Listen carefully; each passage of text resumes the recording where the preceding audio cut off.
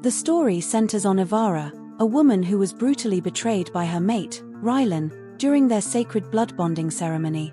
Humiliated and left for dead, she disappears for 3 years, only to return under a new identity, Hela. Upon her return, she is no longer the defenseless woman they once knew. She has become the beloved consort of the legendary dragon lord, Kael.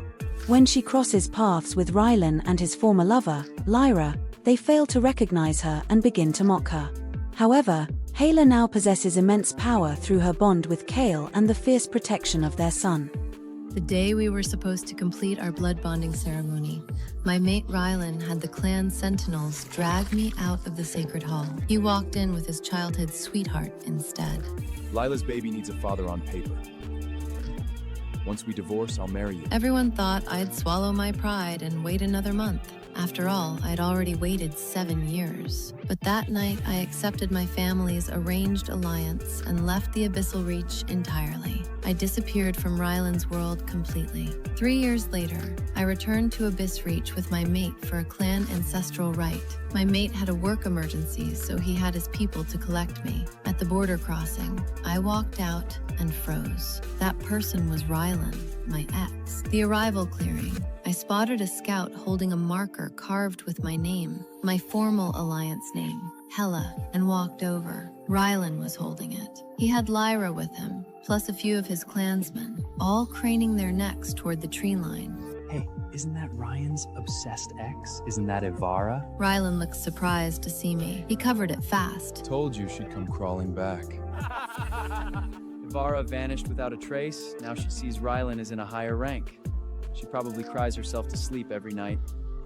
Evara, if you're gonna fake a random run-in, why show up like this? Couldn't you at least put on some makeup? Without Rylan, you can't even buy a nice outfit. Look pathetic. It was true. I used to make myself perfect every time I knew I'd be near Rylan. Sharpest claws, finest scales on display. Best version of me. Not anymore. No point, because I'm carrying, and my mate refused to let me be uncomfortable. He had this soft traveling wrap, custom tailored for me. Listening to them mock me, it suddenly clicked. They only knew my alliance name. They had no idea the one they were here to collect was me. Evara, hey, it's good you're back. Raylan's been asking after you for years. Yeah, our son is entering the young training cohort soon. Now I'm in charge of the drop-off. He was still so incredibly arrogant, but I wasn't that naive girl anymore. I didn't want to waste another second on them. I was just about to tell them exactly who I was. Please don't blame Rylan. He's just trying to take care of you. You disappeared for 3 years. Who knows what kind of shady stuff you had to do to survive. Don't worry. Caring for my son is a respectable role. No one will look down at you. Rylan caught my expression and thought I was jealous. Something flickered in his eyes. All right, Evara, drop the attitude. You clearly can't survive out there, so stop throwing tantrums, take care of the kid, and learn your place. Damn, Evara, look how good Rylan is to you. He's giving you free room and board. Isn't babysitting better than whatever trashy life you're living now? Hurry up and say thank you. Don't worry, dear. If my son acts up, I'll handle him myself. You won't be mistreated. Why would she be mistreated? She ran away over a tiny little misunderstanding. If she hit rock bottom out in the wilds, a little humility is good for her. My heart actually skipped a beat. 3 years had passed, and he still thought it was a small matter to dump me and married Lyra? The Rylan who used to love me was truly gone. He wasn't the young warrior who'd carried me, wounded, across 3 territory borders in the dead of a moonless night. But whatever, it was all in the past. None of it mattered anymore. Besides, I was about to carry my second patchling anyway. I looked at Rylan calmly and said, Aren't you here to pick me up? Let's go. Silence fell over the clearing. Then someone laughed. Pick you up? Please. Read it carefully. We are here for Hela. Do you even know who that is? Hela is the mate-bonded consort of the Frost Ridge line. She is blood-bonded to Lord Kael. Kael is a living legend, coldest dragon alive in the field, but completely devoted to his wife. Rumor has it he refused all alliances for years. Just waiting for Hela. Everyone knows the rule. If you want Kael's favor, go through Hela. She is his entire world. Listening to them gossip about my marriage, I couldn't help it. A genuine happy smile spread across my face. We had been married for 3 years. Kael's reputation as a fiercely devoted husband had spread everywhere. To claim Hela as his, Kael went to the ancient exchange and paid down a legendary artifact, the Eternal Fang Bracelet, just to give to Hela. She's the most envied female in every territory. That bracelet! That's it! It's a pretty good fake. Which a lowborn clansman bought you that? Buying you a cheap imitation, absolute trash. Wow, it really is high quality for a fake, way better than the replica I had made. But I'd never actually wear mine in public. These outer territory imitations, though, the craftsmanship is something else. The weight actually feels real. Or what, Evora? Are you gonna tell us you're Hela? Are you Lord Kael's bonded mate? Of course they did. It was absurd to them. Kael was a living legend across all territories. Cold, absolute, untouchable. And 3 years ago, I was just the girl Rylan had left standing outside the sacred hall. There was no version of reality where those two things connected. Just give it to me, Evara. I'll pay double whatever you traded for it. Give it back. Kael gave me that. Shut your mouth! Rylan looked furious. Evora, do you have any idea what you're saying? You think you can just casually invoke Lord Kael's name? Are you trying to get me killed? His clansmen piled on immediately. Do you know how hard we fought for this pickup assignment? Get on a trine for this pickup a season. Kael absorbed Rylan's clan faction last season. Our entire livelihood depends on him now. Are you two trying to ruin Rylan entirely? I wiped the blood from my lip, slowly turned back to Rylan. Whatever he saw in my eyes made him flinch. Lyra caught it. She stepped forward and pointed a claw at my face. You ungrateful snake. Rylan offered you a place and you throw it back at him? I know you're still bitter about the past, trying to sabotage his standing out of petty spite. That's sick. Hearing her say that, it felt exactly like 3 years ago. No matter what I did, Lyra would twist it, feed her poisonous version of the story to Rylan. In the early days, he used to defend me. By the end, he always took her side, just like now. Jealous shriek. For old time's sake, I'll let this go. Take these, get yourself proper clothes. If you really don't want to tend Lyra's hatchling, I'll find you something tolerable next season. Don't worry, ever since Kael absorbed us, this kind of thing cost me nothing. No, thank you. I don't take things from strangers.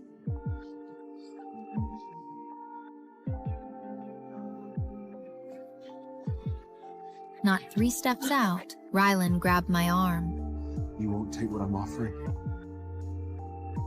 What does that mean I'm a stranger to you? I kept walking and said evenly, We dissolved our bond. Better not to stay tangled in each other's lives. Others might get the wrong impression. I was thinking of Kael, who had a very particular dislike of misunderstandings. My faction is hosting a tribute feast for Kael in 3 days. I was gonna bring you, show you something real. But you'd need to present yourself properly. Can't embarrass me. I'm fine, but thank you. Fine, I'll take Lyra. I won't let you down. I didn't look back. Hope you're still this confident in 3 days.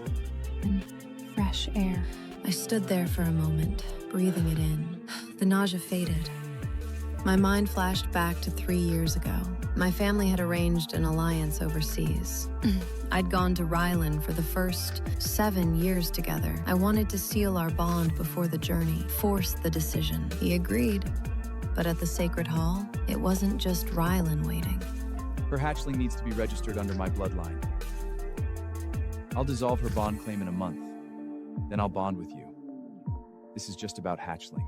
I watched him take her inside. That was the last thing I needed to see. I crossed the border that night, met Kael, bonded with him a month later, had our son the year after. Now I was carrying it again.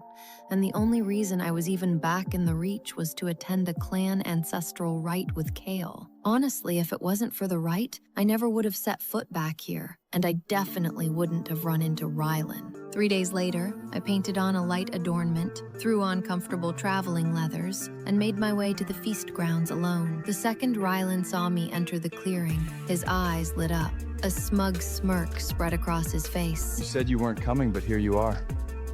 Listen, if you want me back, you need to at least present yourself properly to match my standing. I walked past him without a word. Evara, I'm talking to you. Our circle is here. Where do you think you're going? I pulled free and said simply, That's your circle. Mine is up there. He followed my gaze to the head circle, the raised dais reserved for lords and their bonded mates. His face went pale. Lyra spotted my bracelet from across the ground. Evara, how did she get in here? She's here to cause chaos! How dare she wear that pendant tonight? Of all nights? Tonight is the first time Kael is bringing his bonded mate out publicly. Is she trying to humiliate Hela? She slipped past the sentinels. She's trying to make us look disloyal in front of Lord Kael. Rylan? Is this female with you? Rylan straightened. No. Take that bracelet off and get out. I looked at her with a faint smile. You sure you want me to leave? Lyra realized others were watching. Her eyes went vicious. Stop acting like you're something. Take it off now! She lunged forward to rip it from my wrist. I swatted her claw away and stepped back. Someone behind me tripped me. I hit the ground hard. Lyra stepped on my arm and ripped the bracelet off my wrist. Treating this like it's something sacred? Trash. My wrist was bleeding, but I just sat there, staring at the bracelet lying broken on the ground. Pick her up and throw her out. A few sentinels moved toward me. They reached for my arms. Stop! I struggled. I am Kael's... Lyra struck me across the face before I could finish. Are you going to start spreading rumors that your Lord Kael's kept female? You wish. She struck me again. When I came back to the Reach, I hadn't planned to make a scene. It had felt beneath me, but now she had made it worth it. Rylan crouched down in front of me, reached for my wrist. I pulled back instinctively. Are you done throwing your fit? Huh? You show up wearing the bracelet, dressed down on purpose. You wanted me jealous. Just say it, and I'll give you what you want. I laughed. Short, sharp. Rylan, you're finished.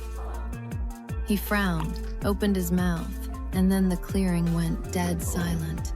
Guests began to straighten themselves, drifting toward the entrance path. Kael is here. Behave yourself. Lyra and I have dissolved our bond, by the way. I stared at him. I was cradling my nearly broken wrist, looking at the male in front of me, thinking, how did I spend 7 years on this person? What did his dissolution have to do with me? At that exact moment, Kael walked in with our son in his arms. Once they reached the feast grounds, our son squirmed and climbed down. He hit the stone path, all soft cheeks and small clawed boots, and every eye in the clearing went straight to him. His guardian scrambled after him. Rylan hadn't noticed who the cub was yet. If you stop being jealous of Lyra, I'll forgive you for disappearing 3 years. I'll give you another chance. Carry my hatchling, a real one, ours. Just come back and tend to my son. I'll get rid of Lyra. I didn't say a single word to him. I just looked past him into the crowd, trying to catch Kael's and our son's eyes. Then it happened. Kael followed the cub's small, clumsy steps, straight to where I was. The second my son saw me, something broke open in his face. He threw himself into my arms. Why is there so much blood? One word. Mom. Every dragon in that clearing turned from the cub to me. The ones who have watched me get knocked around without doing a thing. All of them staring. My son's warmth in my arms washed away everything that had been pressing down on me. I crouched down to his level, cupped his cheek. He took my hand. Cubs. They see something hurting someone they love and they just fall apart. Who did this to you? Protecting you is Mom's job too. Before I could say anything more, the air in the clearing changed. A heavy, suffocating stillness washed over the crowd. Kael was walking toward us. That quiet, controlled walk that made the air around him feel different. Dragons moved aside without knowing why. I felt him before I saw him. I picked up our son and turned around. The blood on my wrist looked stark against his white wrap. Our son looked up at Kael immediately. Father, someone hurt Mother. We have to make them pay.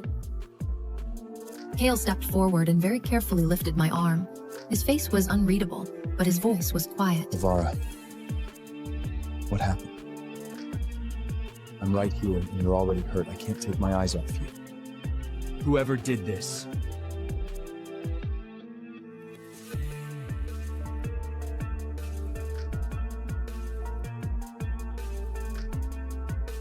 Looking at this cold, absolute lord turn into a fiercely protective mate made my heart ache. He was always like this. A mosquito bite, a bruise from sleep. Even just eating half a portion, he'd be beside himself with worry. The feast hall's ambient light was low and dim, but our son felt something hard beneath his boot. Father, isn't this the bracelet you gave Mother? Kael took it from him, turned it over, saw the engraving. Then I looked at the shards scattered across the ground and at my wrist. The nearest stone pillar cracked in his grip. He drew me gently into the light. Bring every torch to the ground over here. When our eyes met, his pupils narrowed slightly. What happened to your face? They actually dared to do this to you? I softened my voice. I'm fine, Kael. Evara, I am your mate. You never have to swallow this kind of treatment alone. Our son pressed close. No one gets to hurt Mother! Honestly, I could have handled Rylan and Lyra myself, but perhaps it was pregnancy. Or perhaps it was just finally feeling safe. My voice cracked. All the weight I'd been holding for 3 days broke open. You weren't here, and they all came at me. The feast grounds had gone dead silent. Rylan's scouts from the border crossing were somewhere in that clearing, shaking hard enough that they needed the standing stones to hold themselves up. They didn't expect it either. The female they'd spent 3 days calling Rylan's lovesick cast-off was Lord Kael's bonded mate. Every single one of them was now looking for a way to disappear into the tree line. But then Lyra's companion, a female named Vesa who had arrived late, strutted out from the crowd. Evara, where did you find these two? Their performance is impressive. Do you want Lyra to get them placed with a traveling troupe? Not that you could afford the placement fee. Vesa threw her head back and laughed at her own words. Usually half the clearing would laugh with her, but this time, the entire grounds just stared at her like she had lost her mind. Vesa noticed the dead silence. She doubled down. She turned to Kael and smirked. You're actually quite striking. If you ever want to leave her, I wouldn't mind taking care of you. My mouth twitched. She was propositioning my mate in front of me. Vesa finally registered the clearing's energy. She drifted toward Lyra for backup. Lyra wanted nothing to do with her. Before Vesa could even speak, Lyra spun around and struck her viciously across the face. Vesta, are you insane? You just insulted Lord Kael and his bonded mate. Do you not banished? Do you want to be banished?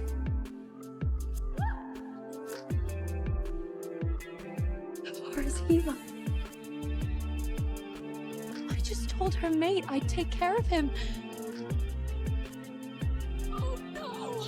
Then someone near the back of the clearing made a sound. Heads turned. Vesa had lost control of herself entirely. Her shift reflex had misfired in the most primal, humiliating way a dragon can in public. Scales broke out down one side of her neck and arm in a panicked, involuntary half-shift, the kind that happened to hatchlings who couldn't control their fear responses. Kael's jaw tightened slightly. A sentinel materialized and quietly escorted her from the grounds. Lyra and Rylan went scarlet. The guests looked at them the way you look at those who have shamed themselves past the point of recovery. Meanwhile, a healer Kael had summoned was tending to my wrist nearby. I hissed. Kael and our son both turned with the same expression. Can you perhaps be a little more careful? The healer's hands started trembling. I shot them both a look. He's helping me. Stop. They immediately turned identical wounded expressions on me. Father and son, same face, same pout. Okay, I know. I'm sorry, keep going. I told the healer. He visibly relaxed. When he finished, he turned to Kael. My lord, your mate is perfectly fine. The unborn is safe. The wrist is the worst of it.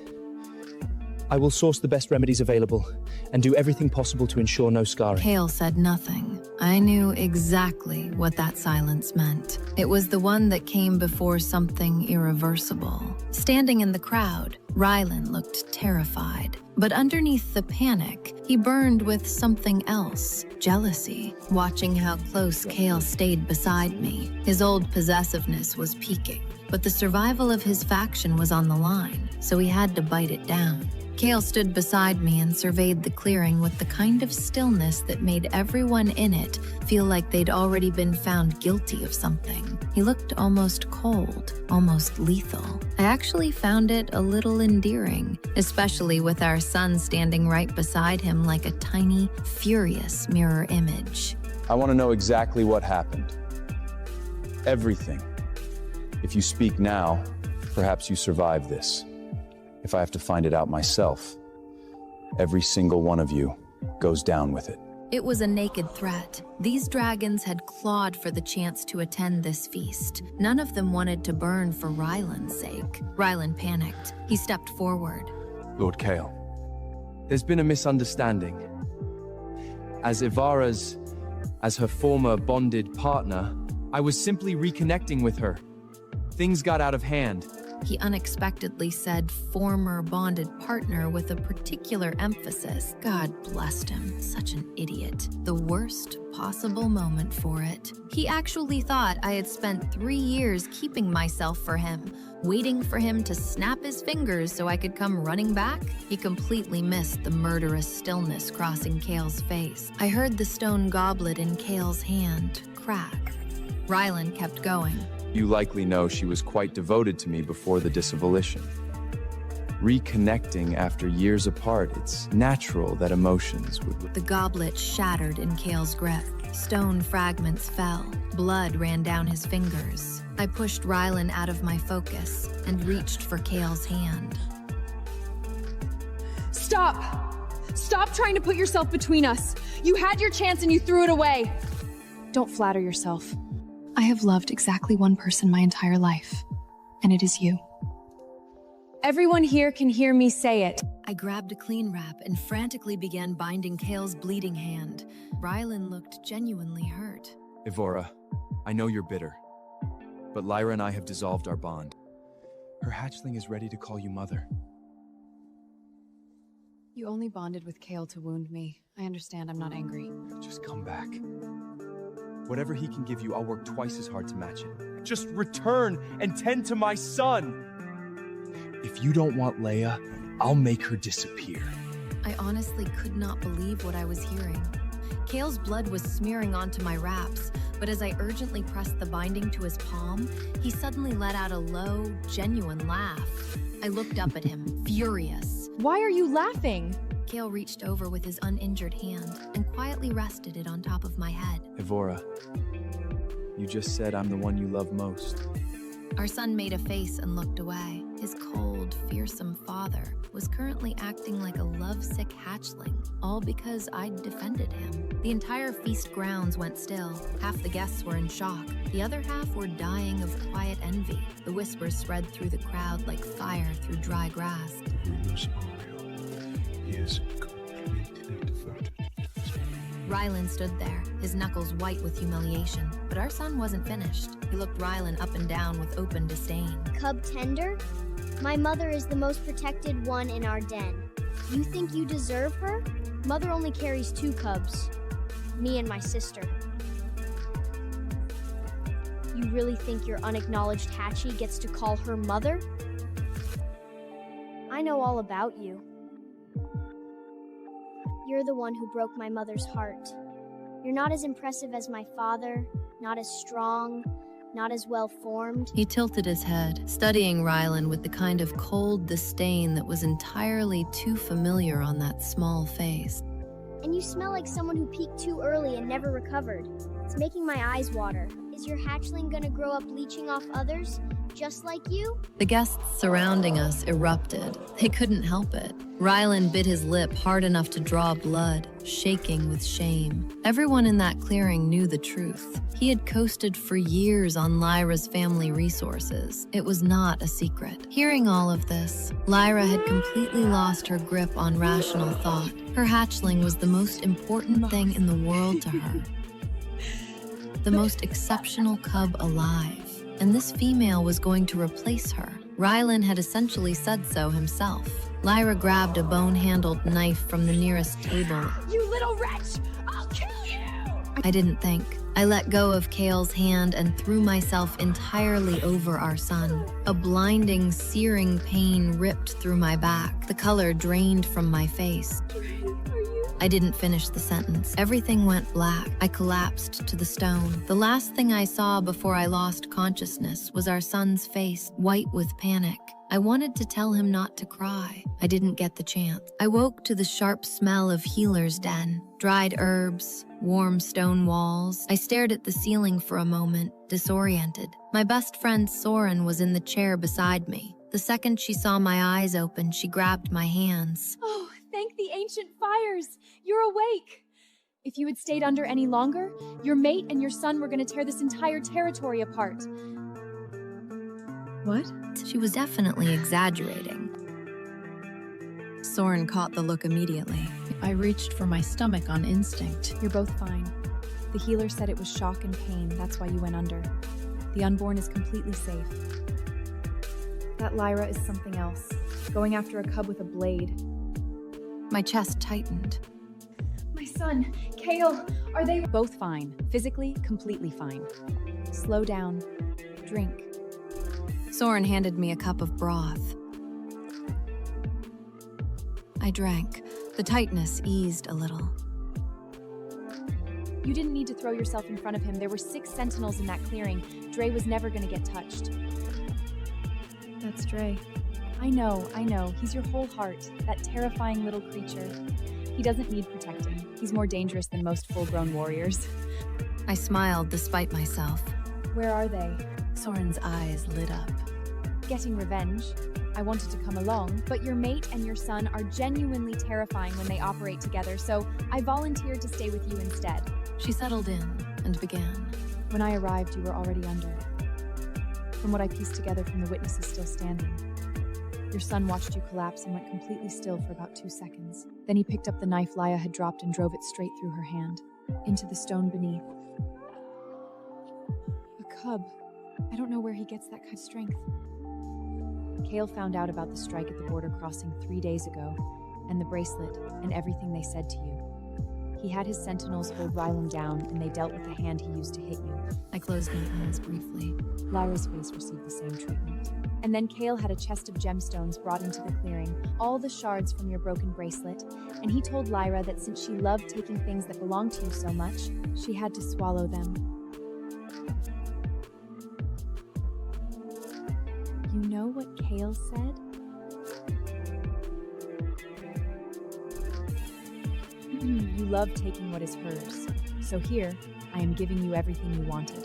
The stones and the mail. She refused at first, so Kael had her hatchling brought in. Then she did it. She swallowed a great many shards. They worked her over until she was barely conscious. Then Kael had her drop beyond the outer borders. Swallowed shards. Face first.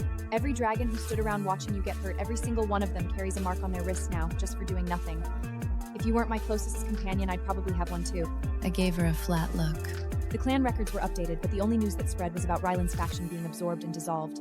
Every allied group in that clearing with border exposure, Kael absorbed it. Some were disbanded entirely, some are still bleeding out. Rylan was supposed to go the same way as Lyra. But Lyra stopped it. Threw herself in front of the sentinels, bought him time to run. I think she made a deal with him. It wasn't hard to figure out. The hatchling. When a mother is running out of time, the one thing she'll trade everything for is her child's safety. Rylan must have promised her something about the boy. Lyra had swallowed shards and stones for the chance that her son would be all right. Kael was precise, and he was cold. But every time I so much as bruised my arm, he acted like he personally failed. He was brutal because he was afraid, not of losing power, of losing me. And Dre, my sweet, sharp, slightly terrifying cub, had been shaped by that same love. I'd been trying to counterbalance it, clearly still working on it. Kael, can you grab my... Evara, it's me. His face was still swollen. He'd managed to find a decent cloak, the one I'd given him years ago, the one he'd told me was plain and unworthy of his rank. I stayed where I was. Last time I'd moved too fast, it had cost me. He seemed to read that. I'm not going to hurt you. I just needed to... What? I still love you. His voice broke on it. Every time I think about you, I can't breathe. I know it's too late. I know what I did. But I can't just... Rylan, you were with another female while we were still bonded! You let me humiliate myself. You abandoned me and destroy me! And then tonight, when you had the chance to do literally anything else, you stood in front of my mate and told him I was devoted to you? You've had 7 years and 3 more to figure out what you want. What you want keeps shifting based on what you can reach. That's not love. Rylan's jaw worked. He wanted to argue. I was always your contingency. And you were never mine. Not really. He looked at me for a long time. Then he looked at the cloak. You gave me this for the winter solstice. I told you it was plain. I know. I kept it. I didn't say anything. He left quietly. Kael came in with his hand newly wrapped, Dre right behind him. They both stopped when they saw I was awake. Then they were both in front of me at the same time. Evara. Kael's voice was unsteady. You're up. Are you... Does anything hurt? Do you need... Father, she was fine 2 minutes before you got here. She was talking and everything. Kael ignored him. Are you okay? Tell me you're okay. I'm okay. You say that every time. Because it keeps being true. Dre tucked himself under my arm, spoke very quietly. Mom, are you upset that Father raised his voice at me? Did he raise his voice at you? I am fine. He didn't yell. Dre said very firmly. Kael. He was scared. We both were. He wasn't really yelling, he was just loud. I kissed the top of his head. Protecting you is also my job. I'm not sorry. I know, Mom. Soren eventually took Dre to find food, and it was just the two of us. Kael sat by the bedside, not quite touching, like he was still afraid something would break if he moved too fast. He wanted to look at my wrist. I let him. I'll do better. He said. You won't be alone like that again. Kael, this wasn't your fault. You were alone and you got hurt. I was in a clearing full of dragons and I got hurt. That's not the same thing as being alone. He looked up. I'm not made of glass. I'm also not leaving. You understand that? I'm here. I chose this. You chose it because your family arranged the alliance. I chose to stay. Every single day for 3 years, I chose to stay. That's not an arrangement. That's me. He didn't answer, but something in his face shifted. I thought about the hidden chamber behind the clan tapestry, his quiet, years-long devotion that he'd never once spoken aloud. The young, unblooded dragon eating alone at the edge of the training grounds every day. The young, unblooded dragon eating alone at the edge of the training grounds every day, while I stuffed a pouch of resource tokens into his pack and told him he was my honorary younger clansman. He'd loved me before he knew what to do with it, before I even knew his name. I reached over and took his uninjured hand. You want to know what I was thinking? Every time things got hard and someone told me I'd bonded with the wrong dragon. He waited. That they'd never seen you bring me warmth stones when the cold fever took me. Or stay awake beside me through 3 full nights because I was homesick and couldn't sleep. Or look at me the way you look at me when you think I'm not watching. They were comparing you to whoever they assumed you were. I know who you actually are. Kael didn't show weakness easily. He was showing it now. I don't need you to be fearless. I just need you to stop assuming I'll leave. I'm not going anywhere. He brought my hand up and held it against his face. Didn't speak, didn't need to. That kept me in the healer's den 2 extra days. The morning they finally let me return to our den, I walked back through the entrance and stopped in front of the bonding tapestry. We were both so young in it. I lifted the tapestry, and I found the wall behind it. Image after image after image, etched in the old way. Dragon memory stone. Me at 19. Me at 16.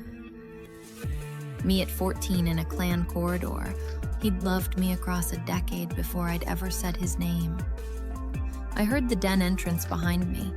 Kael froze in the corridor. Evira, I can explain. You noticed me first. I gave you resource tokens at the training grounds because I thought you couldn't afford to eat.